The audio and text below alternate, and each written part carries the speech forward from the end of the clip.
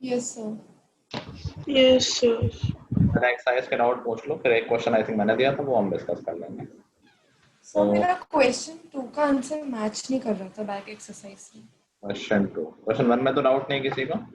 No sir. No, sir. A tree breaks due to a storm and the broken part bends so that the top of tree touches the ground, making an angle of 30 degree with it. The distance between foot of tree and the point where the top touches the ground is 8 meter. Find the height of. तो basically मान लो कि ये tree था और ये break हुआ storm में। जब ये क्या तो कौन सा क्वेश्चन करा रहे हो आप अभी? सेकंड। तो ये ब्रेक हो गया, मान लो टूट के ऐसा गिरा कि वो ग्राउंड पे आके टच करने लगा, तो इस तरह से हो जाएगा। ये ऊपर वाला पार्ट है जो कि ब्रेक हो गया है एंड फुट ऑफ ट्री से इस पॉइंट तक की डिस्टेंस दे रखी है और ये एंगल भी दे रखा है। जो टूटा हुआ पार्ट है that is making an angle of 30 degree with the ground. तो ये 30 दे रखा है और डिस्टेंस 8 मीटर दे रखी है। द लेंथ ऑफ ट्री ये पूरी ए बी हो जाएगी। ए बी, मान लो सी पॉइंट से ब्रेक हुआ है, इसको डी बोल देते हैं। तो A B length of tree है और जो पार्ट ब्रेक हुआ है बी सी, वही तो ये है C D. Yes sir. B C break हो के ऐसा हो गया, तो हम सी डी की लेंथ निकाल लें और ए सी और सी डी ऐड कर सर दें। मैंने एक्चुअली एसी की निकाल दी हाइट सोच के, मैंने वो तो सीधी निकाल ली, बट वो पूरी हाइट नहीं ना, वो तो वो वहां तक की हाइट है जहां से वो ब्रेक हुआ है। क्या वो पूरी हाइट है? No sir.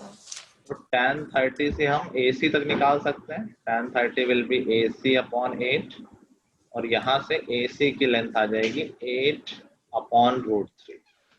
मैंने यहीं तक छोड़ दिया था। It's not the complete height, हमें BC भी तो लेना, जिसके लिए हमें CD निकालना पड़ेगा। 16 upon root 3. CD निकालने के लिए कौन सा रेशियो यूज करना चाहिए हमें? Cos. Cos, क्योंकि बेस और हाइपोटेन्यूज में रिलेशन है। तो cos 30 should be equal to base is 8 upon CD। तो यहाँ से CD आ जाएगा 8 अपॉन cos 30 जो कि हो जाएगा 16 अपॉन root 3. तो टोटल हाइट क्या हो जाएगी? इन दोनों को ऐड कर दो, 8 अपॉन रूट 3 और 16 अपॉन रूट 3 ऐड करोगे तो 24 अपॉन रूट 3 आ जाएगा। रैशनलाइज कर लेना, 8 रूट 3 आ जाएगा। रैशनलाइज करोगे तो 13.85 और अगर रूट 3 की वैल्यू रख दोगे तो डेसिमल में आंसर आ जाएगा। वैल्यू रखना इम्पोर्टेंट है ना? हाँ, रख देना चाहिए, क्योंकि इसको इन क्वेश्चंस में जो जनरल लाइफ में उसमें तो ज्यादा जरूरी हो जाता है। बैक पे वैल्यू पुट नहीं की है, मतलब 8 रूट 3 कोई बात, मतलब चल जाएगा सब कुछ। तो जैसे ये 8 रूट 3 भी लिख दिया और बाद में डेसिमल लिख दिया, तो जो भी आंसर चेक करना था वो चेक कर लेगा टीचर। ठीक है, चलो नेक्स्ट आउट। सर मेरे को 6 में है। 6 से पहले कोई डाउट है किसी को? नो सर, क्वेश्चन नंबर 6 है। 6 से पहले कोई डाउट नहीं। कह रहा है 1.5 meter tall boy is standing at some distance from 30 meter tall building. The angle of elevation from his eye to the top of building increases from 30 to 60 when he walks towards the building. Find the distance he walked towards the building. देखो इसमें boy की height दे रखी है, तो मैंने बताया था कि जब तक हाइट दे ना रखी हो तब तक हमें पूरे पर्सन को पॉइंट मानना है कि वहीं उसकी आईज है वहीं उसका फुट है। अब यहाँ हाइट दे रखी है तो यहाँ पर फुट और आई को अलग अलग मानना है कि भाई हाँ फिर सब्ट्रैक्ट कर देंगे हम पूरी टोटल से। पर्सन है पूरा और इसकी हाइट है 1.5, फुट से लेके आई तक की हाइट लेंगे 1.5। अभी ये किसी बिल्डिंग को देख रहा है, बिल्डिंग की हाइट भी दे रखी है, आई थिंक 30 मीटर दे रखी है, तो ये ऐसे देख रहा होगा, दिस इज बिल्डिंग जिसकी हाइट है 30 मीटर और कह रहा है कि थोड़ी दूर वो आगे चला, अच्छा वो यहाँ था, मान लो यहाँ आ गया चल के, तो अभी ज्यादा सर उठाना पड़ेगा देखने के लिए, जितना पास जाओगे बिल्डिंग को उतना तो ऊपर सर उठाना पड़ेगा, तो ऑफकोर्स एंगल ऑफ एलिवेशन बढ़ जाएगा। कह रहा है कि डिस्टेंस चलता है तो एंगल ऑफ एलिवेशन चेंज हो जाता है, कहाँ गया, 30 से 60, तो पहले 30 था और अभी 60 हो गया है। हमें निकालना है कि वो कितना डिस्टेंस चला है। ठीक है, डायग्राम कंप्लीट कर लेते हैं, हॉरिजॉन्टल लेवल यहाँ भी खींच देते हैं और ये ऐसा हो गया। इसका कुछ खास काम नहीं है, सिर्फ इतना काम है कि हमारा जो ट्रायंगल बन रहा है, मान लेते हैं A B C D S, तो जो ए डी है वो 30 होगा या कुछ और होगा? 28.5। ए डी 30 नहीं है भाई, पूरी बिल्डिंग की हाइट ग्राउंड से 30 है, तो ए डी की लेंथ हो गई 28.5, सब उसका यूज है हमारे पास। बस अभी क्या हम सी डी और बी डी दोनों निकाल सकते हैं टैन का यूज करके? Yes, sir. दोनों अलग ट्रायंगल, Yes, दोनों sir. निकाल और दोनों का डिफरेंस ले लेंगे, तो कितना चला है वो आ जाएगा। tan 30 क्या हो जाएगा? AD जो कि 28.5 है अपॉन BD, तो यहाँ से BD की लेंथ आ जाएगी 28.5, ठीक है। और ऐसे ही हम tan 60 निकाल लेंगे। tan 60 क्या हो जाएगा? That would be 28.5 upon CD, तो CD की लेंथ आ जाएगी 28.5 अपॉन √3। हमें निकालना है कि वो कितना चला है, तो कितना चला होगा? पूरा BD माइनस CD, इतना ही तो चला है। तो BC की लेंथ कितनी आ जाएगी? 28.5 √3 माइनस 28.5 अपॉन √3। ये करोगे तो ये आ जाएगा 19√3। 19√3। आई थिंक पहले तो 57 अपॉन √3 आएगा, यस सर, फिर उसको राइज कर लेंगे तो 19√3 मीटर आ जाएगा। सर ठीक है। आपने क्या था, उसका आंसर 50√3 है क्या? आवाज कट रही है फिर से। सर आपने क्वेश्चन दिया था ना, उसका आंसर क्या है ना? अच्छा अभी करते हैं। सर ये क्वेश्चन पाइथागोरस से हो सकता है? पाइथागोरस से नहीं हो सकता है। पाइथागोरस से कैसे हो जाएगा? पाइथागोरस की लिमिट हो। हाँ सर जैसे ए बी डी में हमें ए डी पता है और हम ए बी भी निकाल सकते हैं, वो 30 दिया हुआ है क्योंकि, और फिर अगर हम मैंने ए बी के लिए साइन यूज किया ही है, तो जब साइन एक बार यूज कर रहे हो तो बात तो वही होगी ना, साइन यूज कर लो या टैन यूज कर लो। हाँ बोल रहे हो तो लंबा हो गया, अननेसेसरी तुमने रेशियो भी यूज किया और पाइथागोरस भी यूज किया। कहाँ तक क्वेश्चन दिए थे मैंने? 6 तक। हाँ सर आपने मैंने वीडियोस देखी थी पिछले, मतलब जो मैंने क्लासेस नहीं की थी उसमें से सर मैं ट्रायंगल का देखा था और ट्रायंगल के क्वेश्चन मैंने कुछ प्रैक्टिस की, तो उसका बस एक डाउट है। सो लास्ट में मैं पूछ लूँ, मैं बता रहा था वो। अब लास्ट में पूछोगे या अभी पूछना चाह रहे हो? नहीं सर, लास्ट में पूछ लूंगा मैं। अच्छा बोला, या फिर व्हाट्सएप भेज देते हैं, इतना क्या बेटा। Okay sir, okay sir.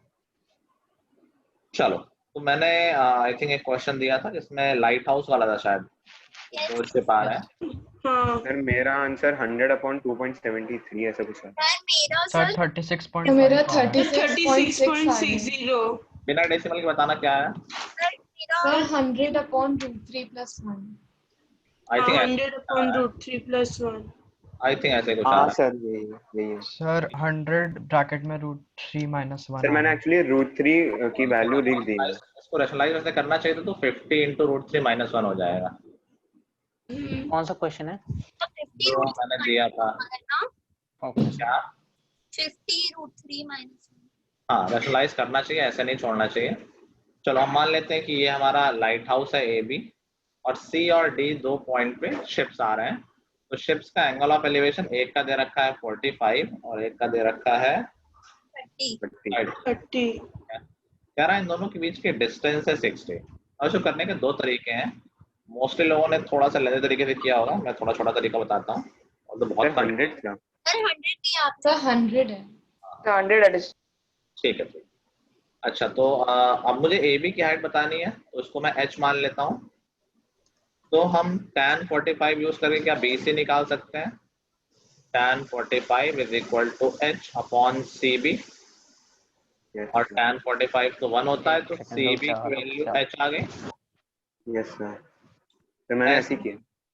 tan 30 use करके हम बोल सकते हैं कि h अपॉन BD। यस तो यहाँ से BD की लेंथ आ गई h√3। Yes sir. और फिर हम क्या कर सकते हैं, CB + BD को 100 बोल सकते हैं। Yes sir. h + h√3 = 100। तो थोड़ा सा ये छोटा तरीका है, हो सकता है कुछ लोगों ने नीचे x सर और 100 मैंने माइनस ऐसे किया है, मैंने सर x और 100 माइनस सर मैंने x और 100 माइनस हाँ, x लेके कुछ करा गलत है। नहीं, बट आई थिंक वो इससे ये ज्यादा इजी लग रहा होगा क्या जो मैंने किया। हाँ ये वाला ही। यस हाँ सर हम BC और AB को इसलिए भी तो इक्वल बोल सकते हैं क्योंकि AB और BC का जो मतलब ABC जो एंगल है वो 90 डिग्री होगा, तो वो वाला भी 45 होगा, तो वो इक्वल हो जाएगा। हाँ हाँ ठीक है, आप ट्रिग्नोमेट्री यूज कर रहे हैं तो ट्रिग्नोमेट्री से कर रहे हैं, इसलिए चैप्टर हमारा वो है। तो h की वैल्यू आ गई 100 अपॉन √3 + 1 और √3 - 1 से ऊपर नीचे मल्टीप्लाई कर देंगे रैशनलाइज करने के लिए। √3 - 1 √3 - 1 तो नीचे 2 आ जाएगा, 2 और 100 कैंसिल होके 50 बचेगा। तो 50 times √3 - 1 that would be the height of this light house. बाकी वैल्यू पुट कर देंगे तो डेसिमल में आंसर आ जाएगा। तो मैंने 100 अपॉन √3 + 1 में ना √3 की वैल्यू पुट करके कर दिया। अच्छा वैसे रैशनलाइज करना चाहिए, √3 की वैल्यू नीचे पुट करोगे तो डिवाइड करना तो मुश्किल होता है ना। Yes sir. क्या इट वुड बी बेटर कि अगर मल्टीप्लाई करो। ओके ठीक है, इंपॉर्टेंट क्वेश्चन है ये, सबको आ गया है। Yes yes sir. Yes sir. मुझे क्या बोला कुछ है? समझ नहीं आया सर, क्या नहीं समझ में आया? स्टार्टिंग से ही समझ नहीं आया, वो एच वाला जो था। थे नहीं ना, एच है ना। तुम क्लास में नहीं थी जब मैं बोल रहा था। अरे मैं क्लास में थी, मैंने भी ये क्वेश्चन किया है, पर मेरा आंसर डिफरेंट है ना, इसलिए समझ ही नहीं आ रहा। क्या समझ में नहीं आया बताओ। वो एच आपने ए बी लिया है, हाँ मैंने भी सेम लिया, लेकिन मेरे उसमें तो लाइक कैलकुलेशन तो √ साथ में ही है ना, देखो ना क्या डिफरेंस आ रहा है। तुमने सी भी निकाला है। C B. हाँ सर, एक्स, हाँ मैंने ऐसे ही किया है, मेरा सब वही है, तब भी मेरा आंसर कुछ और है। अरे तो ये दोनों सेम आ रहे थे। कौन सा? नहीं, ये भी अलग थे। तो ये भी अलग नहीं, यही अलग है, इसीलिए आंसर डिफरेंट हो गया। तो बताओ तो यार क्या तुमने टाइम, अब स्टेप में देखो ना, ये स्टेप सेम एच आ रहा है कि नहीं आ रहा है बीसी की लेंथ। हाँ सर, यहाँ तक से मुझे बस वो h + h √3 = 100 कैसे हुआ। CB + BD तो डिस्टेंस बिटवीन शिप्स नहीं हो गई, पूरी 100 दे रखी है CD। अच्छा ठीक है, समझ गई। ठीक है,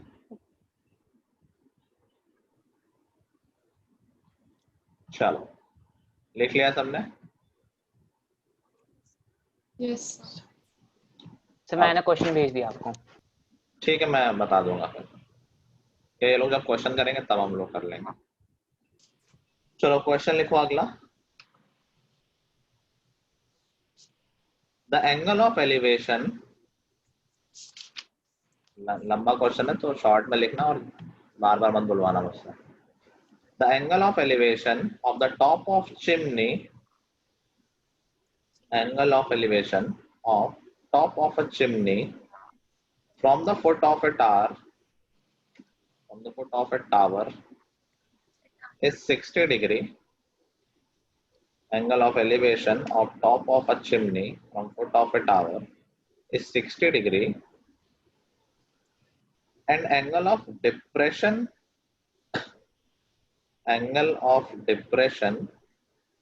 of the foot of chimney from the top of tower। Sir एक सेकंड, सर 1 मिनट रुक जाओ। लिख रहा हूँ दोबारा, पीछे पलट के देख लो। Angle of depression of the foot of chimney from the top of tower is 30 degree,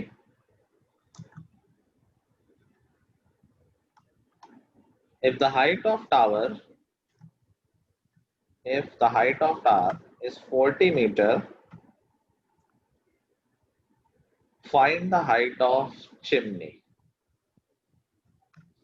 Find the height of chimney।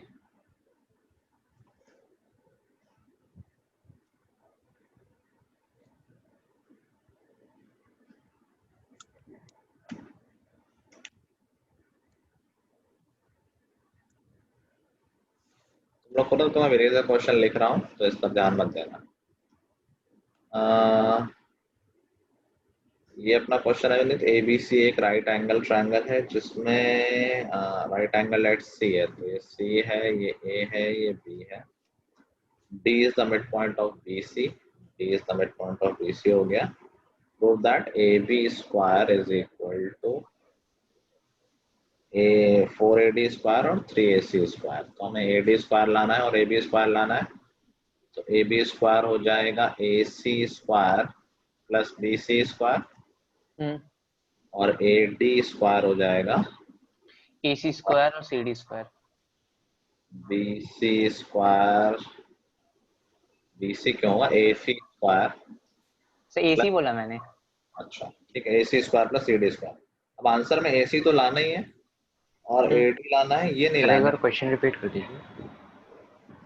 भाई क्वेश्चन कब का हो गया और पूरा अभी क्या बोल रहे हो?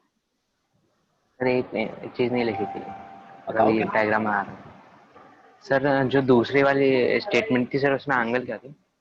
Angle of depression I think 30 था, देख रहा हूँ 30 है। वैसे 30 था। 30 है। इतना पूछ रहे तुम, पूरा क्वेश्चन रिपीट करने को बोल रहे थे ना। चलो तो हमें आंसर में AD AC और AB लाना है, बेसिकली BC और CD नहीं लाना है। BC और CD को हटाने के लिए, ठीक है, हम यहाँ BC स्क्वायर को 4CD स्क्वायर लिख सकते हैं, देखो ठीक है। हाँ सर, हाँ सर, CD 2 हो जाएगा और 2 का स्क्वायर 4 हो जाएगा। हाँ, और देखो हमें ये हटाना है CD, तो हम नीचे वाले इक्वेशन में 4 से मल्टीप्लाई कर दें। हाँ सर, और दोनों इक्वेशन को सब्ट्रैक्ट कर देते हैं। तो AB square minus 4AD square is equal to minus 3AC square. बस आंसर आ गया। AD को राइट हैंड साइड ले जाओ, ठीक है, बेसिकली एलिमिनेट किया है हमने। Okay sir. तो भाई मेरे को नहीं समझ आता, उतना लिखने के बाद मैं करूँ क्या? हाँ हाँ कोई बात नहीं, सर मेरा हो गया। बोलो आंसर। 120 मीटर। 120। हाँ लेट्स सी अगर और किसी का भी सेम आ रहा है। सर 1 मिनट रुक जाओ, रुका हूँ। अभी बोलना मत आंसर। अरे तो क्वेश्चन ने बोला, मुझे तो आंसर पता ही नहीं होता है वैसे भी। हाँ तो बोलना मत तब भी। जब मुझे पता ही नहीं था बोलूँगा कैसे? सर हो गया। क्या आ रहा है तुम्हारा? सर 120। लग रहा है स्वास्थ्य का आंसर बोल दिया लोगों ने, ऐसा मुझे लग रहा है। लोग है। मेरा भी 120 आया है। अच्छा सर 120 है। चलो मैं हाँ डायग्राम। मेरा भी 120। क्या सर, लैंग्वेज देख के 120 हम डिसाइड कर सकते हैं कि चिमनी ऊंची है या टावर? क्या लैंग्वेज देख के मालूम चल सकता है? सर वो ऊंची है, चिमनी ऊंची है। कैसे? सर क्योंकि यहाँ पे दिया हुआ है एंगल ऑफ, कहाँ गया, from Angle of foot of, depression. वो दिया हुआ है इसलिए। नहीं, I think angle of elevation, angle of elevation दिया हुआ है। Angle of elevation from the foot of tar is 60।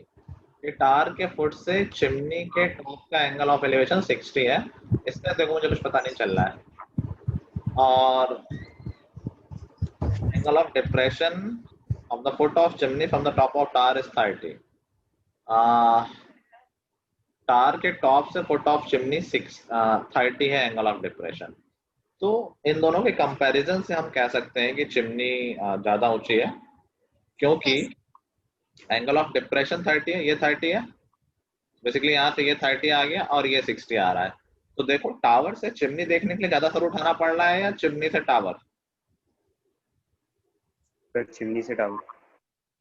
नहीं सर, टावर से चिमनी। टावर से चिमनी देखने में ज्यादा उठाना पड़ रहा है, तो ऑफ कोर्स ज्यादा बड़ा एंगल जहाँ बन रहा है वही तो ज्यादा ऊंची होगी बिल्डिंग। भाई दो बिल्डिंग आमने सामने है, तो जो ज्यादा ऊंची होगी उस वाली उसके अपोजिट वाले को ज्यादा सर उठाना पड़ेगा।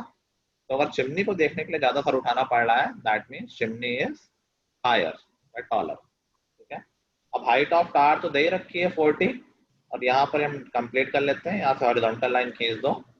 सो दिस इज 40, नेमिंग भी कर लेते हैं, A B C D। ये क्वेश्चन पहले कहीं कर रखा है मैंने, याद नहीं आ रहा। पूरी क्लासेस कर रखी है ना। हाँ सर, अच्छा तभी। हर क्लास में तो मैं क्या बताता हूँ। और चलो, सो देखो मैंने बताया, ये देखो ये वेरी स्टैंडर्ड क्वेश्चन हो गए कि दो अननोन और दो ट्रायंगल, हमेशा ऐसे क्वेश्चन मिलेगा। यहाँ पर अननोन क्या क्या है, यहाँ पर ए ई अननोन हो गया, इसको हम एच मान लेते हैं, और ये बेस अननोन हो गया, इसको हम एक्स मान लेते हैं। दोनों ट्रायंगल में लगा दो tan और उससे रिक्वायर्ड लेंथ आ जाएगी। तो पहले 30 वाले में लगा देते हैं, tan 30 is equal to 40 upon एक्स, वैल्यू रखोगे तो x की वैल्यू आ जाएगी 40√3। तो अभी हमें बेस मालूम चल गया 40√3, और अब tan 60 लगा दो दूसरे ट्रायंगल में, तो tan 60 क्या हो जाएगा, दैट वुड बी पूरा ए बी अपॉन बेस, हमें पता ही इस बार 40√3 है, तो यहाँ से क्रॉस मल्टीप्लाई करेंगे, tan 60 ऑलरेडी √3 होता है, तो 40√3 इंटू √3 हो जाएगा 120। तो ए बी की लेंथ हो जाएगी 120 मीटर, है जो भी यूनिट दे रखा है, मीटर दे रखी होगी, 120 meter which is height of tower. ठीक है, सर हमने ये सी ज्वाइन क्यों किया? क्या सीई ज्वाइन करने से क्या फायदा? हाँ अभी यहाँ रिक्वायरमेंट नहीं पड़ी है, हो सकता है अब मैंने बनते अभी नहीं करते तो चल जाता, वो मुझे पता नहीं था कि क्या निकालना है। बाई चांस पूछता है कि find the distance between top of tower and top of chimney, तो फिर ऐसे निकाल लो, तब जरूरत पड़ती, अभी नहीं जरूरत है, हटा सकते हैं, कोई दिक्कत नहीं। ठीक है, सर मेरे डायग्राम से कलर बन जा रहा है। कैसे? मैंने पता नहीं क्या ही बना दिया।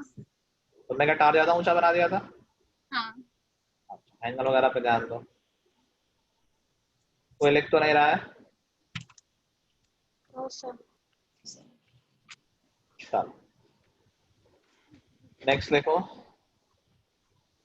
a boy is flying kite, a boy is flying kite with 120 meter long string, a boy is flying kite with 120 meter long string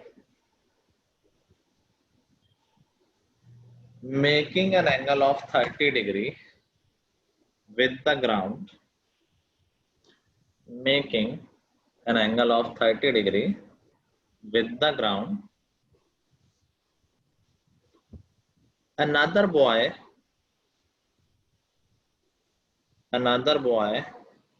on the roof of a building, another boy on the roof of a building is flying kite with 80 meter long string, with 80 meter long string making an angle of 30 degree with the horizontal line, making an angle of 30 degree with the horizontal line. इसे को छोटा तो नहीं है? No, sir. The boys are facing each other. The boys are facing each other. Assume that the kites meet. Assume that the kites meet in the sky at this instant. Assume that the kites meet in the sky at this instant. Find the height of building. Find the height of building on which second boy is flying kite. Find the height of building on which second boy is flying kite. माही कहाँ है आज? इसने वो अपने नाम का बना लिया है फोटो, माही वर्मा। वो आता है ना, तो कुछ प्रोग्राम शुरू होता है, प्रेजेंटिंग फीचरिंग माही। नहीं सर, वो तो बस ऐसे ही बना अच्छा लग रहा है। Sir, thank you sir. sir, find the height of the building on which the boy is standing. The boy is flying Second one. kite. Okay कोई ऐसा इसका डायग्राम नहीं बन पाया हो अभी तक? आंसर आ गया तो डायग्राम नहीं बना भाई। कोई समवन इज फ्लाइंग काइट, कुछ इस तरह का माहौल होगा। मान लो यहाँ से कोई बंदा पतंग उड़ा रहा है और कोई दूसरा बंदा है वो किसी दूसरे बिल्डिंग की छत से उड़ा रहा है और दोनों की काइट मीट कर रही है। तो बेसिकली आपको काइट नहीं बनानी, पॉइंट ही बनाना है। दूसरा इस छत से मान लो उड़ा रहा है, ये उसकी छत हो गई, यहाँ पर खड़ा था। सिनेरियो समझ गए? यस तो होगा ये तो बन गया, अब समझ नहीं आ रहा एंगल्स का वहां कर। हाँ मेरे को भी ये नहीं समझ में आ रहा। हो गया ठीक है। ये छत पे खड़ा है, वो ग्राउंड पे खड़ा है। अभी देखो पहले वाले की स्ट्रिंग की लेंथ 120 है, तो ये 120 हो गई। ए बी लिख देता हूँ इसको मैं, सी डी, और उसका एंगल 30। क्या समझ में नहीं आ रहा? ये एंगल 30 है। तो दूसरा वाला है उसकी स्ट्रिंग की लेंथ 80 है और उसका एंगल जो हॉरिजॉन्टल से है वो 30 है। तो फिगर कंप्लीट करने के लिए हॉरिजॉन्टल लाइन खींच लेंगे हम, ऐसे खींच ली, ऐसे खींच ली, वर्टिकल भी खींच ली। तो this is the complete figure. तो उसका हॉरिजॉन्टल से एंगल 30 है, ये वाला एंगल 30 हो गया। तो हाइट ऑफ बिल्डिंग पूछी गई है, तो क्या हमें सी डी बताना है? And which will be same as E F बोल दो मैं, that is same as E F. So B निकाल के बी एफ से सब्ट्रैक्ट, मतलब बी एफ निकाल के बी से सब्ट्रैक्ट कर क्या मैं ए बी ई ट्राइंगल से बी ई निकाल सकता हूँ? Yes sir. Yes sir. और बी सी एफ ट्राइंगल से बी एफ निकाल सकता हूँ? दोनों को Yes, सब्ट्रैक्ट sir. कर देंगे तो ये रिक्वायर्ड लेंथ आ जाएगी। तो क्वेश्चन से पढ़ने में कॉम्प्लिकेटेड लग रहा है, ऐसा कुछ है नहीं, बहुत सिंपल सा क्वेश्चन है। tan 30 यूज करेंगे, tan 30 is equal to B E जो हमें चाहिए। सॉरी tan तो करेंगे, इस बार हाइपोटेनस दे रखा है ना, तो साइन करेंगे, साइन करेंगे sin 30 is equal to B E upon 120। यहाँ से बीई की लेंथ आ जाएगी 60। Yes sir. sin 30 की वैल्यू 1/2 होती है। ऐसे ही यहाँ भी sin 30 यूज करेंगे दूसरे वाले में, जो ट्रायंगल बी एफ सी है। तो वहां पर sin 30 आ जाएगा बी एफ अपॉन 80 और वहां से बी एफ की लेंथ आ जाएगी 40। अब पूरा 60 है और बी एफ 40 है, तो बचा हुआ कितना हो गया? 20 हो गया। 20 ऑफ प्रूफ आ गई 20। इजी? Yes sir. ठीक है, समझ गए स्टैंडर्ड क्वेश्चंस कैसे आने हैं। Yes. कुछ क्वेश्चंस चैप्टर में बड़े हैं जो लेंथी हैं, वो आते बहुत रेयर केस में है, ऐसा नहीं कि नहीं आए, लेकिन बहुत कम आए। मान लो कि 90% ऐसे क्वेश्चन आए जो रेगुलर वाले हैं, 10% किसी किसी ईयर में आ गए, तो of course we can not take risk. Question तो हम सारे करेंगे, बट होपफुली इजी क्वेश्चन ही आएगा। बेसिक का डायग्राम बनाओ, स्लो अपना रेशियो लगाओ and that's it. Sir diagram के मार्क्स होते हैं, सर ने कहा था एक मार्क्स। हाँ, डायग्राम इस इन क्वेश्चंस में होंगे डायग्राम के मार्क्स। फिर तो मेरे कट ही जाएंगे। भाई जब डायग्राम बनाएगा नहीं तो फिर तो पूरा क्वेश्चन ही नहीं होगा, तुम्हारे तो 0 आएंगे फिर इन सच केस। सर कोई डायग्राम बना के दो, फिर तो क्वेश्चन हो जाएगा। बन जाएगा, प्रैक्टिस से याद आ जाएगा, लग रहा है अभी। Don't worry. चलो next question, this is very important question. Sir 1 minute. अच्छा सर,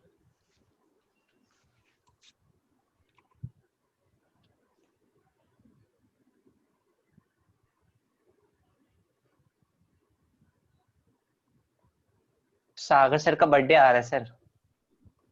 अच्छा तो नाइस। Anything else? तुमसे पार्टी चाहिए तो दो ना भाई, तो मेरा क्या लेना देना है? सर वो मना कर देते हैं सीधे। तो मैं क्या कर सकता मेरा हूँ? बर्थडे कभी आ रहा है? तो मैं तुमसे थोड़ी कहूँगा पार्टी लेने के लिए, पार्टी देने के लिए। सर हम कैसे देंगे तो? क्या सर हम पार्टी कैसे दे? दूर दूर वही है, फिर पैसे ट्रांसफर कर सकते हो क्या ये? सर आप पार्टी देंगे ना इस मैं पार्टी को दूंगा भाई? सागर सर का बर्थडे आपके बेस्ट मैडम वही मैं तो भाई, अब इस तरह तो फिर तुम्हारा मैं शुरू करूंगा कि तुम्हारी बहन का बर्थडे है, मम्मी का सर बर्थडे आपके बेस्ट फ्रेंड का बर्थडे है, सरप्राइज पार्टी दे दो आप। है। अपने बेस्ट फ्रेंड के बर्थडे में पार्टी, हाँ सर, कौन सी पार्टी बोल रही हो तुम लोगों ने? वीडियो बना के पूरा एकदम ढंग से सरप्राइज करते हैं। अच्छा, हाँ तुम लोग देना शुरू करो अपने बर्थडे पे, मम्मी के बर्थडे पे, पापा के बर्थडे पे, कुत्ते के बर्थडे पे, एनिवर्सरी पे। सर वो अगले साल आएगा। उसके बाद बिल्कुल डील बनेगी भाई, हाँ भाई मैं भी तो इधर उधर। सर अब क्या करें? कोई नहीं हिसाब लास्ट में कर देना, जो बने वो दे देना मुझे। चलो नेक्स्ट क्वेश्चन लिखो, it is very important question. The angles of elevation, the angles of elevation of the top of tower, of the top of a tower from 2 points,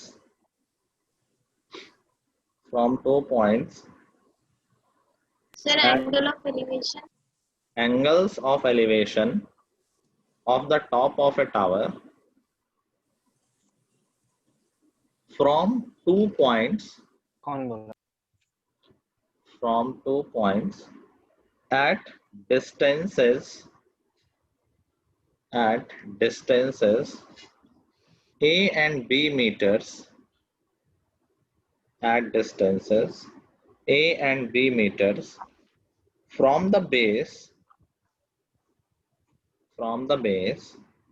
in the same straight line with it,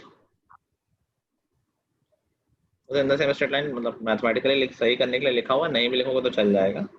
From the base and in the same straight line with it are complementary,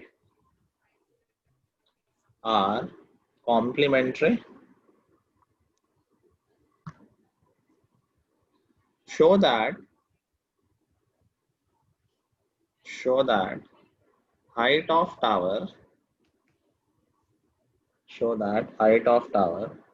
is square root of AB. Show that height of tower is square root of AB. चलो हो गया question. अरे अब फिर ऐसा question बोल गया, फिर मेरे से कुछ नहीं बन रहा। ये तो इजी सा क्वेश्चन है, इसमें देखो ए बी दिया हुआ है, कई बार sir question h equals to root b upon MBA आएगा। भाई प्रूफ करना है, आएगा क्या? हाँ सर हो गया सर डायग्राम तो बन गया था। इस क्वेश्चन में हो सकता है कि वैल्यू भी दे रखी हो ए और बी की, तो जरूरी नहीं कि ऐसा ही क्वेश्चन है, हो सकता है वैल्यू दे दे, तो मान लो वैल्यू होती है 10 और 20, तो आंसर हो जाता कह देगा फाइंड द हाइट ऑफ क्या था टावर था, find the height of tower, तो रूट 200 हो जाएगा, ए और बी की वैल्यू आ जाएंगी। इसमें प्रूफ दैट दिया तो थोड़ा सिंपल हो गया। और किसका हो गया विनीत के अलावा? डायग्राम दिखाओ। बना कैसे नहीं भाई, इतना कुछ थोड़ी ना है, क्या कर रहे हो? सर मेरा हो गया। ओके खुशी सुन लिया भाई। सर कॉम्प्लीमेंट्री मतलब 90 होता है ना? हाँ कुछ तो डायग्राम बनाया करो, आस्था ऐसे नहीं करो।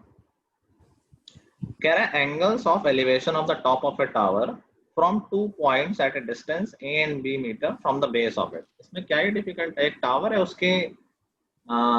उसके बेस से 2 पॉइंट है, तो एंगल ऑफ एलिवेशन ए और बी डिस्टेंस में पॉइंट है, अलग अलग एंगल बन रहे हैं, जो एंगल कॉम्प्लीमेंट्री है। तो भाई एक ये पॉइंट ले लो और एक थोड़ा दूर पॉइंट ले लो, एक के डिस्टेंस ए है और एक के डिस्टेंस बी है। बना दिया। हाँ बनाया, सही तो बना है। अच्छा मुझसे ज्यादा गलत है। ठीक है, तो ये एक पॉइंट है बी डिस्टेंस पे और एक पॉइंट है ए डिस्टेंस पे। अब कह रहा है कि ये जो एंगल्स बन रहे हैं दे आर कॉम्प्लीमेंट्री। हमें एग्जैक्ट वैल्यू नहीं पता है, अगर एक एंगल को हम थीटा ले लेते हैं, दूसरा एंगल क्या आ जाएगा? 90 माइनस थीटा। Minus theta.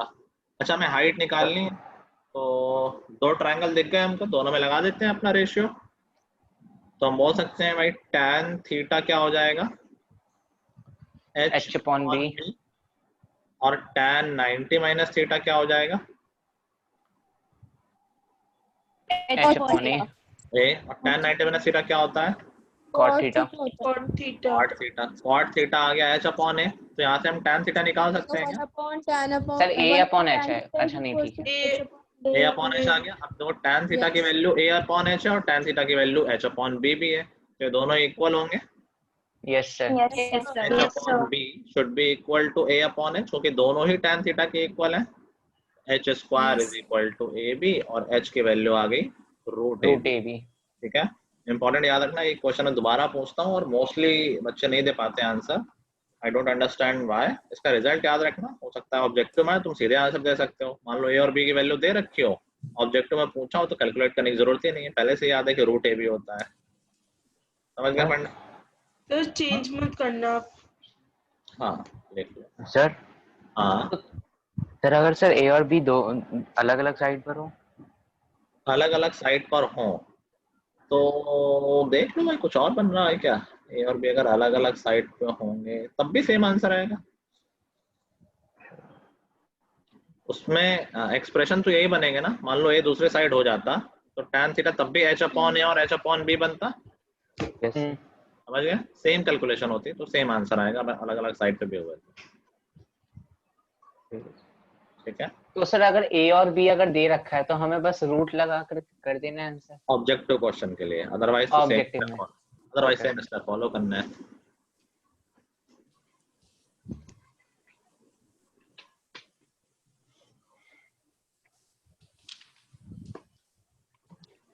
हाँ नोट कर लिया स्वास्तिका? Yes sir. नेक्स्ट लिखो। अभी इस क्वेश्चन से जो लिखा रहा हूँ सारे पुराने बोर्ड के क्वेश्चन है, पहले भी बोर्ड वाले ही थे, तो जो कॉपी में है वही आएगा बोर्ड में, तो बस कॉपी का ध्यान रखना इस चैप्टर के लिए, मैं वर्कशीट नहीं दूंगा। The angle of elevation of a jet plane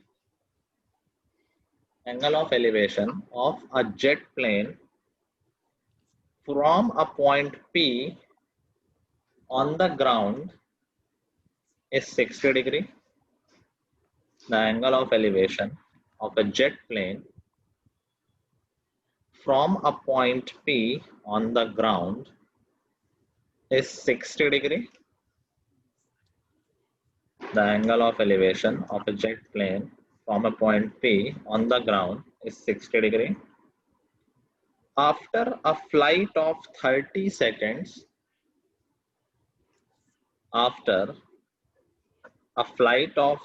seconds, the angle of elevation changes to 30 degree. After a flight of 30 seconds, the angle of elevation changes to 30 degree. If the jet plane is flying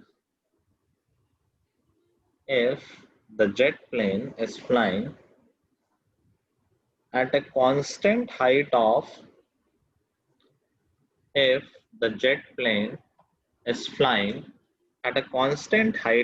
3600 root 3 meter,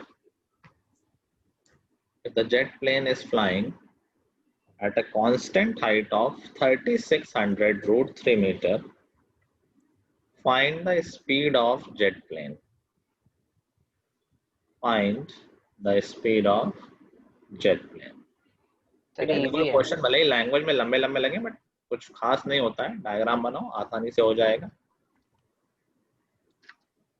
sir after flight पहले से एक बार repeat कर दो जो first statement. कहाँ से repeat कर दें? आफ्टर फ्लाइट से? Yes sir, after a flight से पहले। अच्छा उससे पहले। The angle of elevation of a jet plane from a point P on the ground is 60 degree. ठीक है? Yes sir. चलो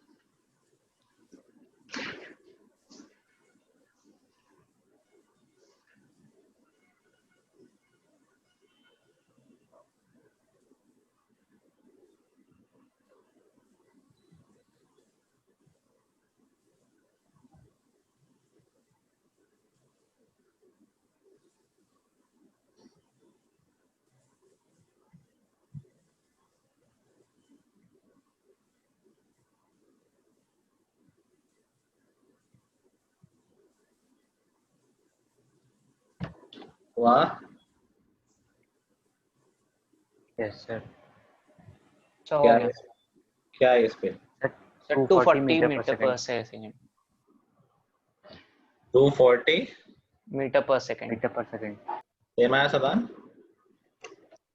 यस सर। डायग्राम बना इस बार? Yes sir. हाँ, हाँ ठीक है।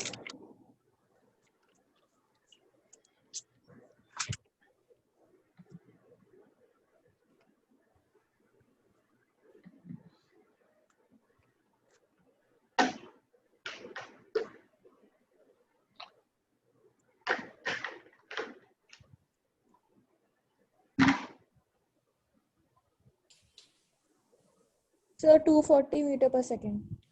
ओके, खुशी का भी आ गया। चलो मैं डायग्राम बना रहा हूँ और किसी को इशू हो तो देख लेना। भाई किसी पॉइंट P से angle of elevation of plane है 60 डिग्री। पॉइंट P कहीं भी ले लो, इसको पॉइंट P ले लिया, यहाँ पर प्लेन होगा, ऑफ कोर्स हॉरिजॉन्टल से एंगल है 60 डिग्री।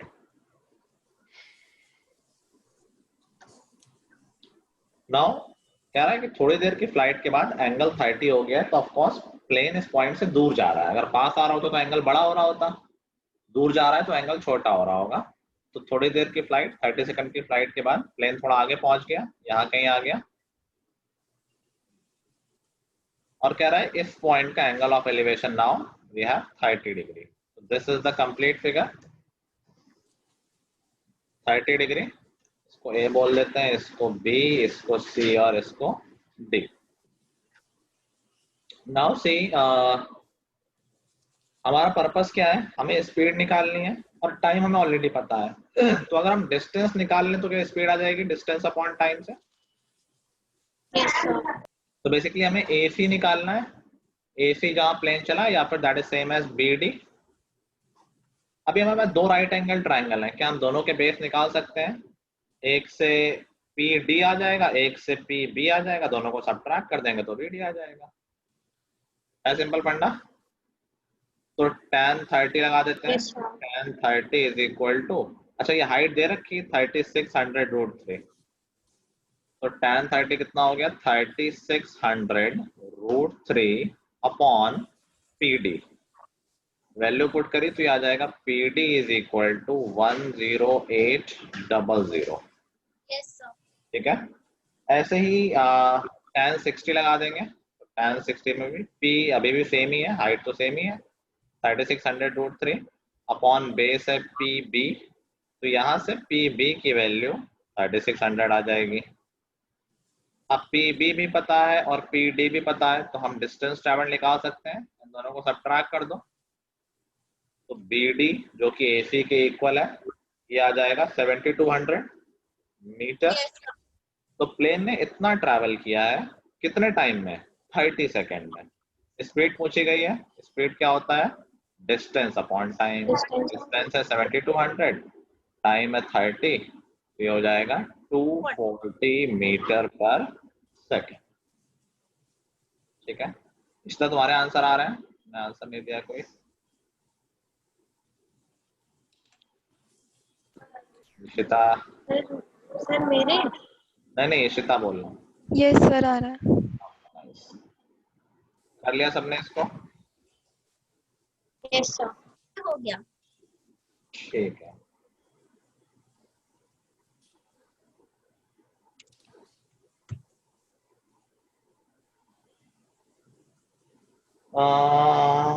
let's see, तो बड़े क्वेश्चन है वो चलो हम नेक्स्ट क्लास में करेंगे। एक क्वेश्चन और कर लेते हैं जो कि बड़ा ना हो। चलो ये वाला कर लेते हैं। लिखो, an aeroplane is flying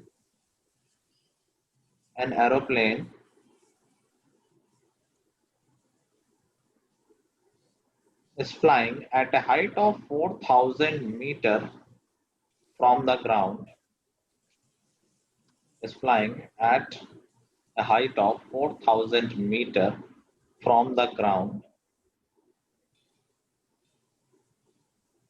sir height के बाद बोलना। height of 4,000 meter from the ground. It passes vertically above. It passes vertically above another aeroplane. It passes vertically above another aeroplane at an instant when the angles of elevation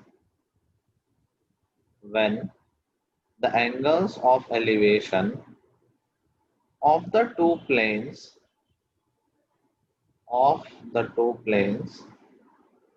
from the same point on the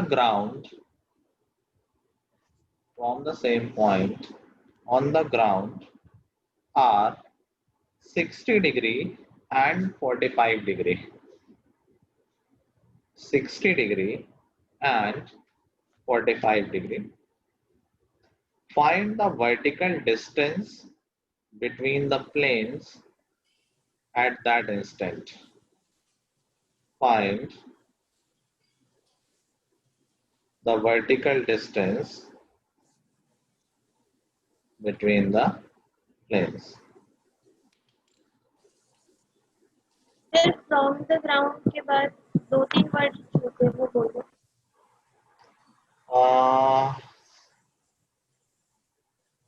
from the ground से angle पूछ रहे होगे ना? Angle of elevation of two planes from the same point on the ground are 60 degree and 45 degree. Find the vertical distance between the aeroplanes. Okay sir.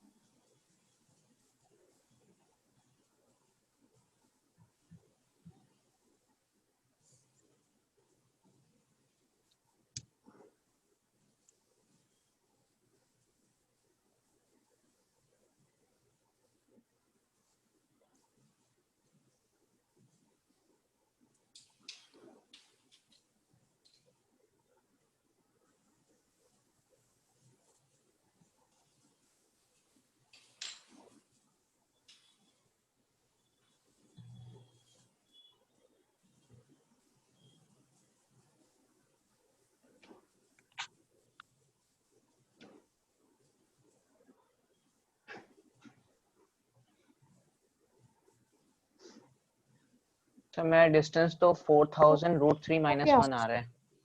Okay sir मेरा सबका आ गया। Diagram देख लो। Diagram sir मेरा answer अलग आ रहा है। Let's C answer तो अभी मैंने बताया नहीं है। डायग्राम देखो ऐसे ही बनाया है सबने। ये हाइट दे रखी है, ऊपर वाला एरोप्लेन है और ये किसी नीचे वाले से पास कर रहा है जो सी पर है। ये हाइट दे रखी है 4000 मीटर में। एंगल ऑफ एलिवेशन दे रखे हैं 45 एंड 60। एक minute sir sir 4000 total height है।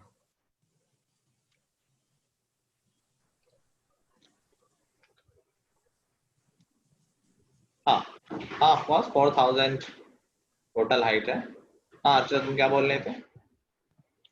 सर वो मेरा आंसर 1693.33 मीटर आया है। अच्छा देख रहा हूँ। सर मेरा भी यही है। अरे देखने दोगे, जान ले लोगे पहले। चलो तो क्या हम दोनों ट्रायंगल से BC एक ट्रायंगल से हम BC निकाल सकते हैं? और BC तब निकालेंगे Yes, जब आपको बेस पता हो। तो बेस पता करने के लिए पहले बड़े वाले ट्रायंगल से बेस निकाल लेते हैं। तो पहले tan 60 लगा दें। tan 60 इज इक्वल टू 4000 तो अपनी हाइट हो गई, परपेंडिकुलर हो गया बेसिकली, और अपॉन AB। तो यहाँ से AB की लेंथ कितनी आ गई? Is that 4000 upon √3। देखो एज आई टोल्ड सेम कहानी, 2 ट्रायंगल 2 अननोन, हमेशा यही हो रहा है। और अब छोटे वाले ट्रायंगल में ऑब्जर्व करो, तो वहां हम BC निकाल सकते हैं। tan 45 is equal to BC upon AB। 45 तो सबसे अच्छा एंगल है, इक्वली आ जाते हैं। तो बेसिकली BC की लेंथ AB के इक्वल आ जाएगी, दैट इज 4000 अपॉन √3। तो पूछा गया है डिस्टेंस बिटवीन प्लेन्स, CD पूछा गया है हमसे, सर तो ठीक है। 4000 minus 4000 by √3। पूरा 4000 है माइनस 4000 अपॉन √3। 4000 कॉमन ले लो और फिर एलसीएम लेके सॉल्व कर दो, तो आ जाएगा √3 माइनस 1 अपॉन √3। चाहो तो इसमें डेसिमल में रख दो या चाहो तो रैशनलाइज भी कर लो, तो हो जाएगा 4000 √3 इंटू √3 माइनस 1 अपॉन 3। ठीक है, आ गया पढ़ना समझ में सबको? Yes, Yes, sir. यही है यस ठीक है guys। तो ठीक है, होमवर्क के लिए फिर हम बाकी क्वेश्चन कर लेंगे। क्या 6 तक हुए थे ना? Yes, sir. और Yes, sir. 16 क्वेश्चन है, 10 क्वेश्चन कर लोगे? 10 क्वेश्चन कर लोगे या कम दो? बताओ। सर कम दे दो। चलो क्वेश्चन नंबर 11 तक कर लेंगे, बाकी अगली क्लास में Yes, sir. क्वेश्चन नंबर 11 तक कर लेंगे। बाकी अगली क्लास में अभी और कुछ बड़े क्वेश्चंस रह गए हैं। I think I need 2 more classes, तब तक फिर हमारा एनसीईआरटी इसी बीच में कवर हो जाएगा। ठीक है, Okay, sir. चलो, so that's all for today guys, till the next Thank you, time sir. everyone, have a good day। thank you, sir. Thank you, Thank you, sir. sir. Thank you Thank you, sir. Sir